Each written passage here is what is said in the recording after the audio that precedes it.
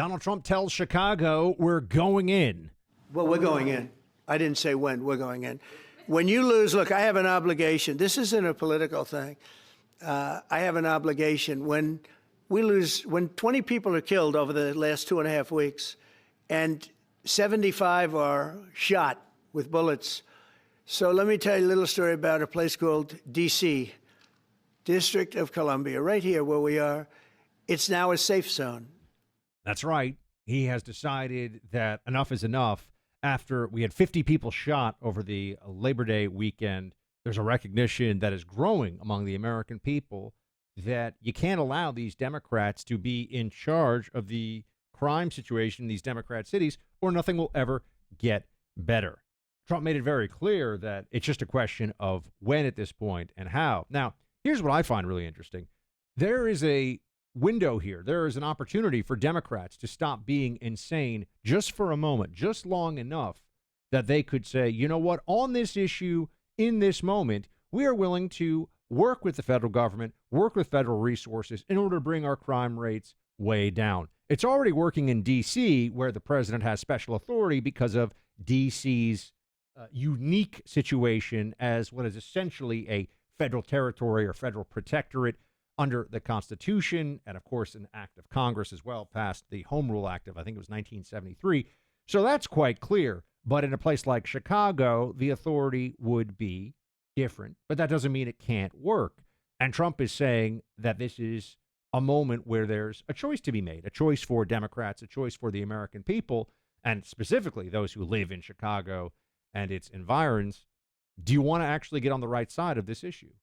Just because Trump is for it doesn't mean that you should be against it. Just because this is something that Republicans have been saying for a long time, it doesn't mean that Democrats should just reflexively shoot it down. Yet, nonetheless, that's what is going on here. That is the reality of what we are seeing. And even here is Governor Pritzker, who obviously wants to run for president, which is pretty shocking in and of itself. I'd like to ask a question of my own, and it's one the press should be asking as well. When did we become a country where it's okay for the U.S. president to insist on national television that a state should call him to beg for anything, especially something we don't want? Have we truly lost all sense of sanity in this nation, that we treat this as normal? Yeah, there are safe areas of the city. I can tell you something. When I was in Baghdad during the war, in the green zone, for the most part, there were safe areas of that city, too. But there were really unsafe parts of it. There were parts of it where if you were in the wrong place, daylight or at night, you could end up getting kidnapped and murdered on videotape. So, yeah, it wasn't a safe place, but there were people going to work. There were people who were walking around, going to markets and everything else, but there were car bombs going off. Yeah, sure. In Chicago, are there areas that are possible or areas that are generally safe? Of course. There are safe parts of every city, pretty safe parts, I should say, of every city. Even in Chicago, though, and I don't know Chicago as well as I know other cities like New York and D.C., which I know like the back of my hand. In Chicago, the like Lincoln Park neighborhood, there are carjackings, there are home invasions and people getting shot. That does happen. It doesn't happen frequently, but it does happen. I'll give you a perfect example. My lovely wife, Carrie, and I had, and I know this is kind of a shock to some people, I had never been to the city of Chicago 3 years ago. I had never been once in my whole life. And so I decided, you know what, this is crazy. As I'm fond of saying, and I've been to Baghdad, I've been to Mosul, I've been to Abuja, I've been to a lot of places. I probably, I've been to Vietnam. I probably should go to Chicago, a great American city. So I decided to go, and I'm going to tell you this: we had a great time, beautiful weather. We went there. It was 70, and those of you who know Chicago know this. It was 70 degrees the whole weekend, just crystal clear skies, crispness in the air. Absolutely gorgeous, absolutely beautiful outside, and everybody was in a great mood, and the food was amazing, and the city is beautiful. I'm thinking this is a great place, and I'm telling you the truth. I turned to my wife, well, at the time, she was just my girlfriend. We weren't even engaged yet, so that's how long ago this was. I turned to Carrie, And I said, I don't know, maybe Chicago. I know the numbers and everything else, but maybe it's not that bad. We were standing in Millennium Park at the Silver Bean, well, that's what I think, the big Silver Bean thing. And sure enough, we go to dinner 2 hours later, and she says, "You're not going to believe this. I just got an alert on my phone," because she was still working at Fox News and she would get news alerts, and she was very up on that. She goes, "I just got an alert on my phone. There was a shooting, a fatal shooting in Millennium Park an hour after we left." Think about this. There was a fatal shooting on a beautiful day in the most touristy and, well-trod, well-walked part of the whole city. And we were just there.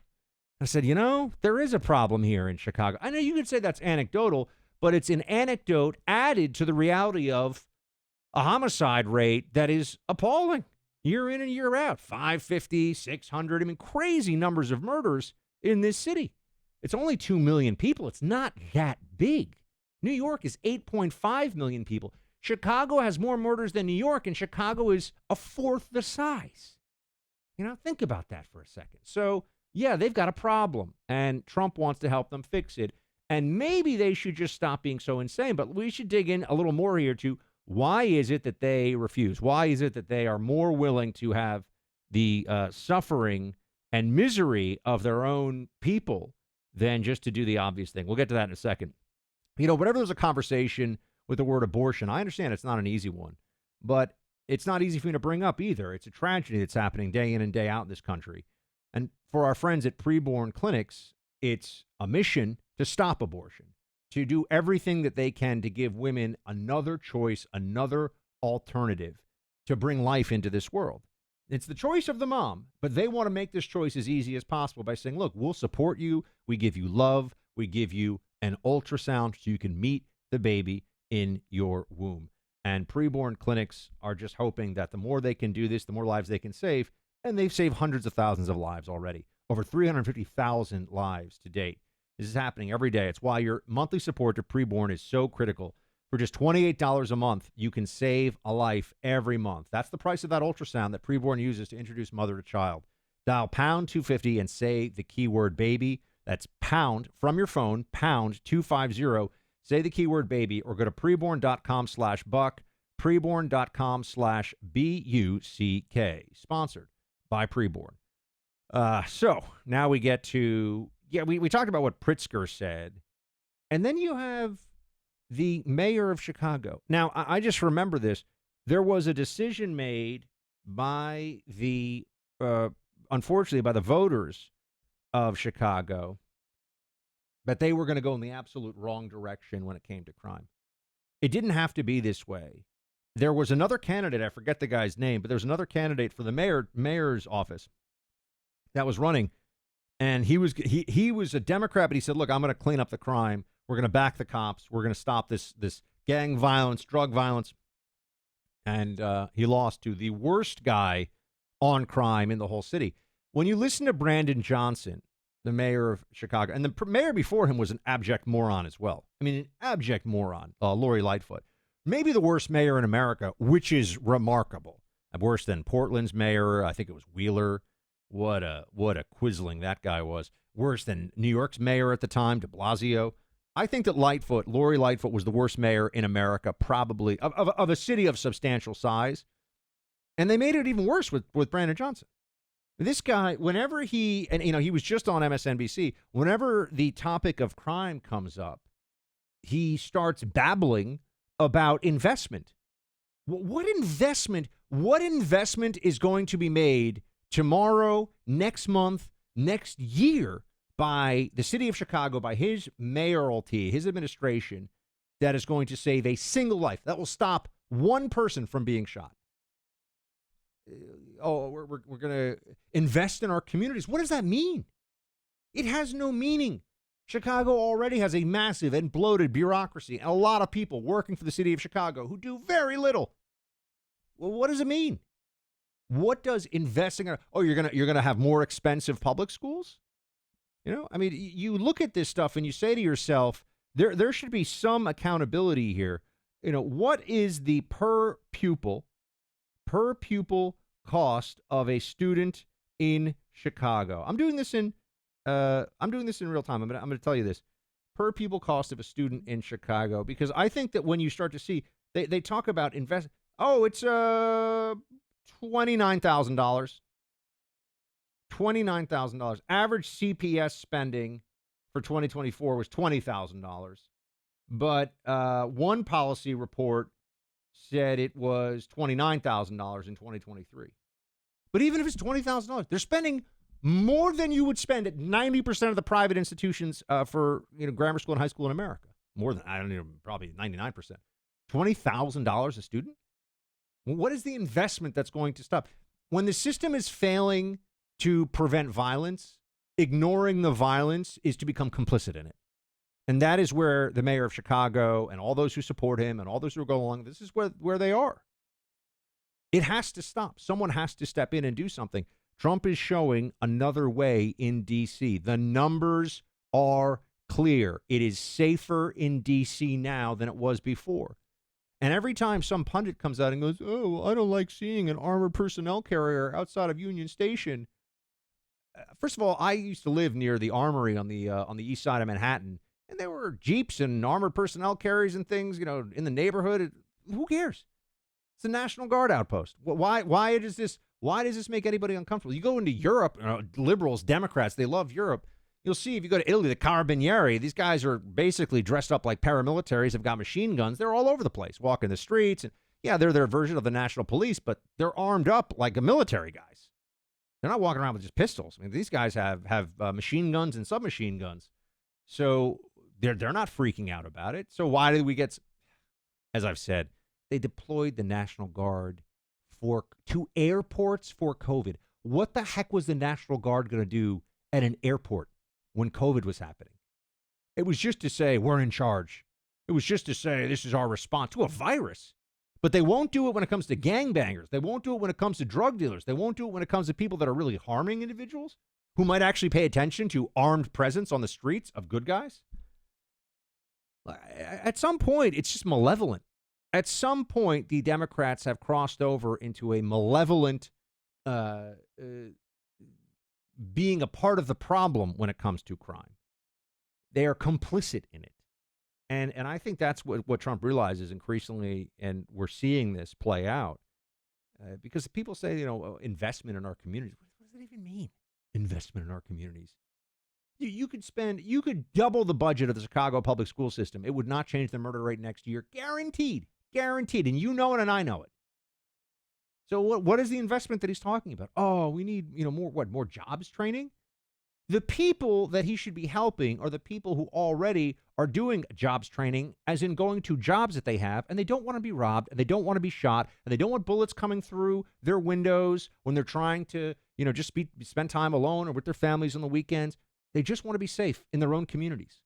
And they are disproportionately black in the case of Chicago. They're disproportionately, the high crime, low income areas are disproportionately black individuals, and they want to be safe in their neighborhoods. And they should have that right. And they should have the law enforcement presence and the resources necessary to provide them with safety so they can go to school and go to work and live their lives in peace and security and not have babbling idiocy about investing in our communities. What is it even? This is crazy. It's nonsense. All right, our sponsor here is Paradigm Press. You know what keeps me up at night? Artificial superintelligence, and the Chinese are getting a lead on us when it comes to this. It's a big problem.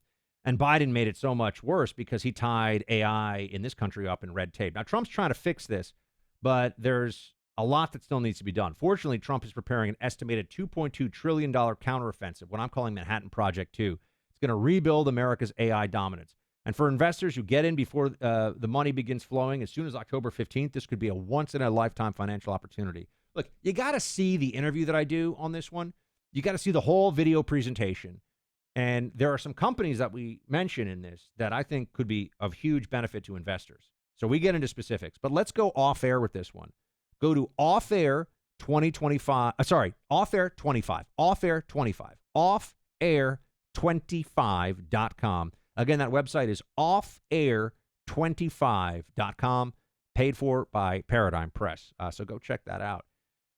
And I have to say, I'm also very pleased to see the response that is happening across the country to Trump's moves and what he's doing He's winning on this issue. So that's the good news. Something else that happened that I just wanted to mention here is you have a strike. I mean, this is pretty remarkable. A strike on a drug boat coming out of Venezuela. This was after the show, after the Tuesday radio show finished. This is pretty remarkable. You had a drug boat that was leaving, and it was a designated narco. Here we go. A U.S. military attacked a vessel from Venezuela in the Caribbean that it said was carrying illegal drugs. The first known operation of the Trump administration since the surge of warships to the region. President Trump, he told reporters about this one. It's remarkable what's going on here. Our great general, head of the Joint Chiefs of Staff, who's been so incredible, including what took place in Iran, knocking out potential nuclear power for a long time to come. I think within a month they would have had it if we didn't do what we did. But he gave us a little bit of a briefing, and you'll see. And there's more where that came from. We have a lot of drugs pouring into our country, coming in for a long time. And we just, these came out of Venezuela and coming out very heavily from Venezuela. A lot of things are coming out of Venezuela. So we took it out, and you'll get to see that after this meeting is over. So, yeah, now we're actually using military force against narco traffickers. That's going to have an effect. That's going to change the calculation for them. That's going to change the game for the bad guys, which isn't that what we want? Isn't that what we want? The cartels operate like a paramilitary organization, a transnational, highly funded, extremely ultra-violent criminal entity that engages in terrorism, and the Venezuelan government is involved. There are sanctioned for narco trafficking, sanctioned members of the Venezuelan government all the way up to the very top, all the way to the very top of the Venezuelan government. I mean the top. You have people who are sanctioned for narco trafficking, and they're poisoning Americans. They're killing Americans with these drugs because they're sending over fentanyl. We're not blowing up ships full of marijuana. They're sending over fentanyl, and they're killing people. So we've now seen a Trump administration that is going to do something about this. And I think you're just seeing the beginning of this. I've been hearing for a while in back channel that the war against the cartels is going to start looking a lot more like a war against cartels. If you have never seen the movie Clear and Present Danger, I think we're going to be entering into the Trump administration's Clear and Present Danger era of the fight against the cartels.